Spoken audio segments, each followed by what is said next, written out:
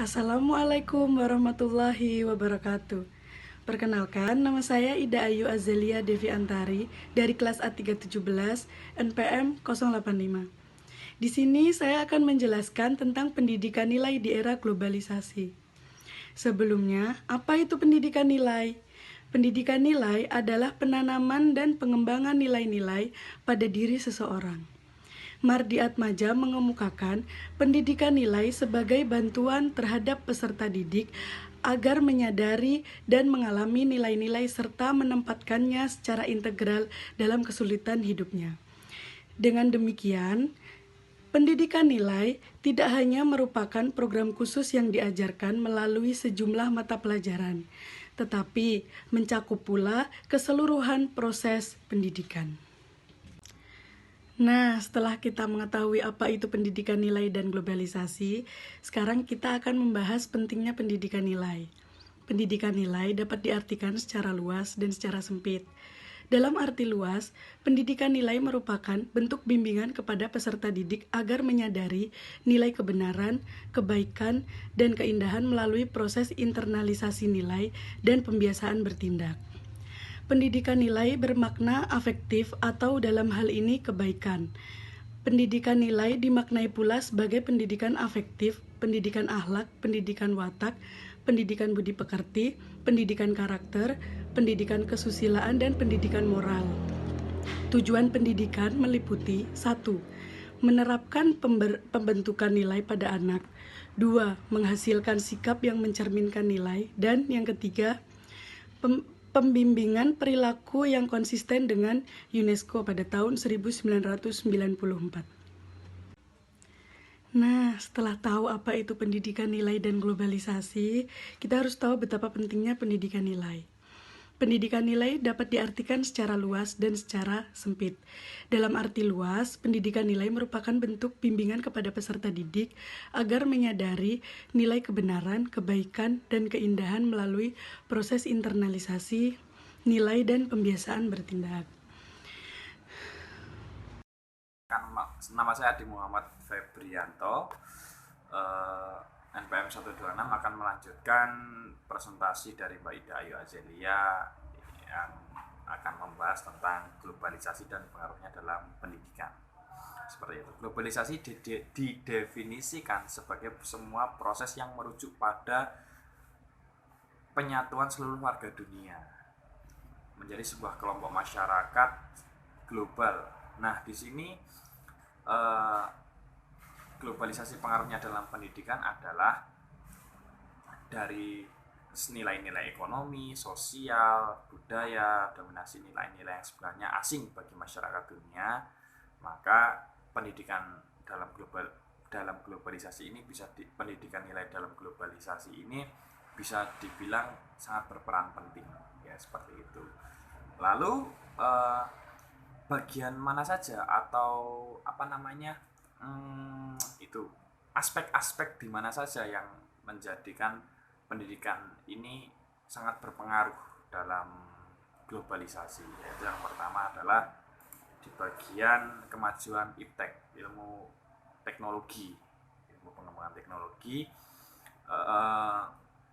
Pendidikan nilai di sini sangat dibutuhkan dalam teknologi, ya sebagai bagaimana cara mengambil keputusan apakah teknologi bagus untuk masa depan atau ya yang akan di masa mendatang secara global, terutama ya bukan region Indonesia saja tapi secara global, secara mendunia.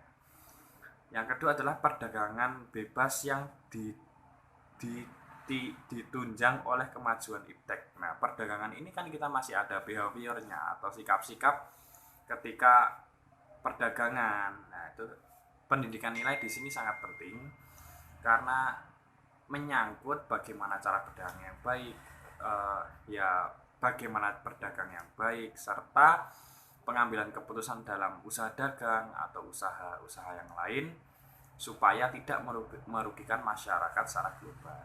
Sangat penting pendidikan nilai di bagian ini.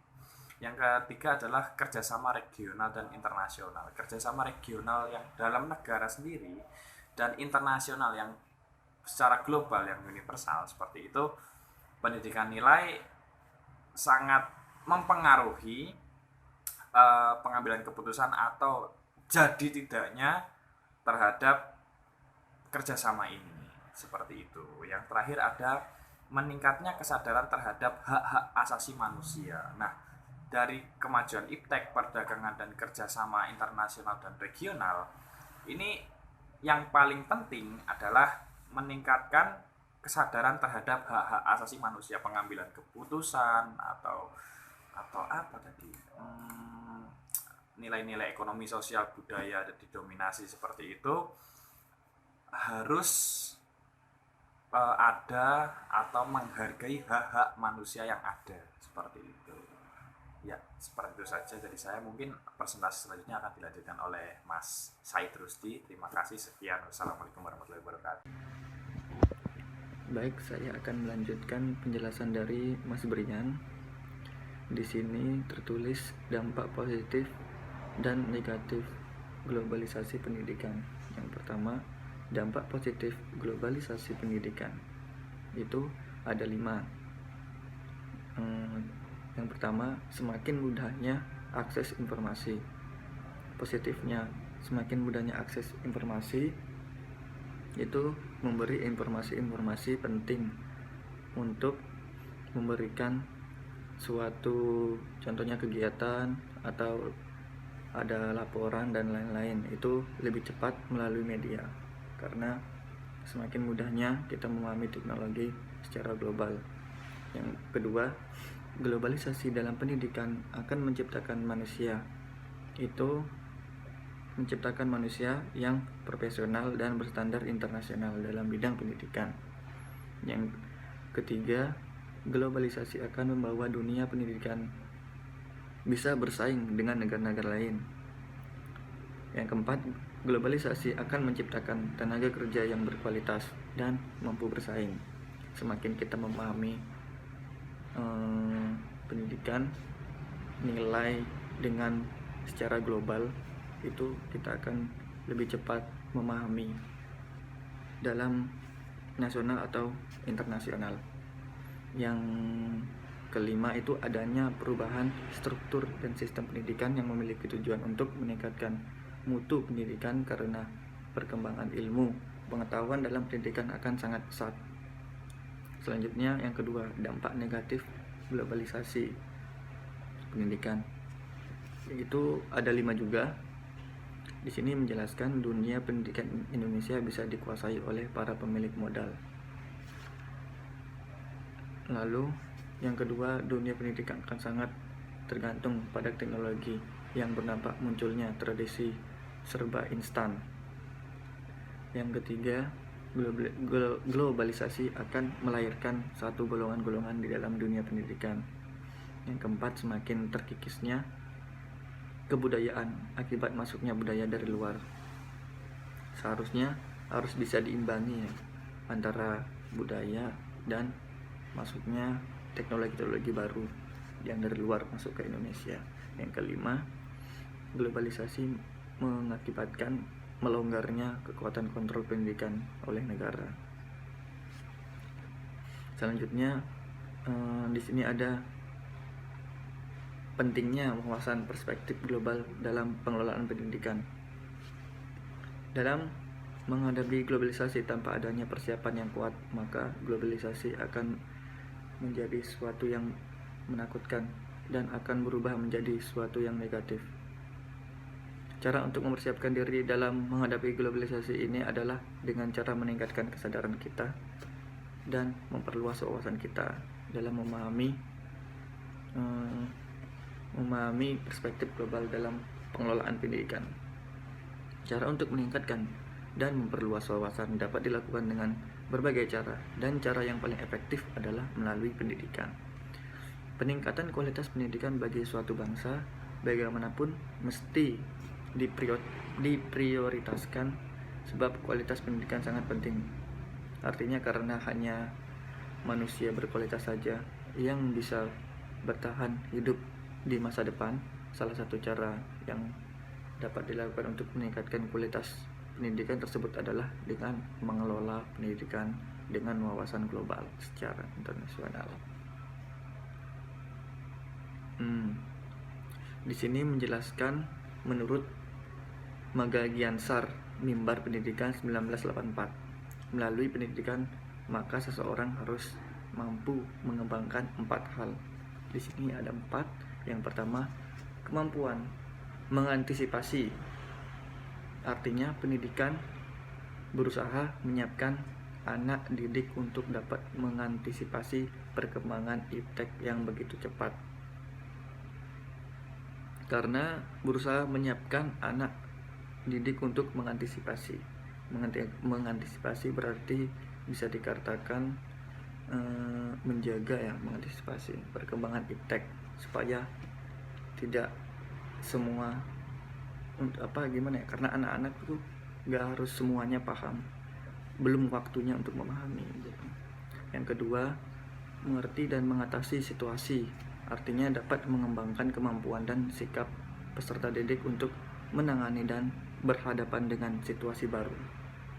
Rasa kepedulian terhadap suatu masalah serta keinginan untuk mengatasi masalah merupakan faktor yang harus dikembangkan pada pihak diri anak. Berarti anak itu harus butuh dibimbing juga kalau memang benar harus memahami iptek. Biasanya tuh harus yang utama dari orang tua, dari sekolah, guru dan lain-lain. Harus menjaganya, mengawasi cara-cara menggunakan teknologi iptek. Teknologi iptek mengakomodasi, itu artinya dapat mengakomodasi perkembangan iptek yang pesat dan segala perubahan yang ditimbulkan. Dalam mengatasi dan mengakomodasi perlu dikembangkan sikap bahaya anak didik tidak larut oleh perubahan, tetapi ia harus mampu mengikuti dan mengendalikan perubahan agar tumbuh menjadi suatu positif dan bermanfaat bagi kehidupan. Nah, ini lagi bahayanya kalau semakin anak itu kayak seperti kecanduan melakukan media, terutama handphone untuk anak itu sebenarnya harus dikasih waktu, nggak harus semua full setiap hari dikasih memegang handphone berteknologi, biar tidak kecanduan terus melakukan hal-hal yang tidak benar. Yang keempat itu mereorientasi, artinya persepsi dan wawasan tentang dunia perlu diorientasikan kembali karena perkembangan iptek dan perubahan sosial yang cepat sehingga memperoleh wawasan yang semakin luas. Lalu, perspektif global merupakan pandangan yang timbul dari kesadaran bahwa dalam kehidupan ini segala sesuatu selalu berkaitan dengan isu global. Orang sudah tidak memungkinkan lagi bisa mengisolasi diri dari pengaruh global karena manusia merupakan bagian dari pergerakan dunia. Oleh karena itu harus memperhatikan kepentingan sesama warga dunia. Tujuan umum mengetahui tentang perspektif global adalah selain untuk menambahkan wawasan juga untuk menghindari dari cara berpikir sempit, tertolak oleh batas-batas subjek, primordial, lokalitas. Itu artinya seperti perbedaan warna, kulit, ras, nasionalisme yang sempit. Dengan demikian pentingnya urgensi wawasan perspektif global dalam pengelolaan pendidikan ialah sebagai langkah upaya dalam meningkatkan mutu pendidikan nasional. Hal ini dikarenakan seperti yang telah dituliskan oleh sebelumnya, dengan wawasan perspektif global kita dapat menghindari dari diri cara berpikir sempit dan berkotak-kotak oleh batas subjektif, sehingga pemikiran kita lebih berkembang dengan memahami teknologi iptek ini dan bagaimana cara kita menggunakan. Kalau kita menggunakannya dengan positif, baik, itu akan lebih jauh kita memahami informasi juga ilmu-ilmu yang sudah ada di sana. tergantung kita yang memakai. Misal kalau anak kecil yang memakai, kita harus dibimbing. Kalau tidak dibimbing nanti akan melenceng, tidak melakukan hal yang baik. Takutnya di situ kalau misalnya anak-anak. Sekian penjelasan dari kami. Saya tutup. Wassalamualaikum warahmatullahi wabarakatuh.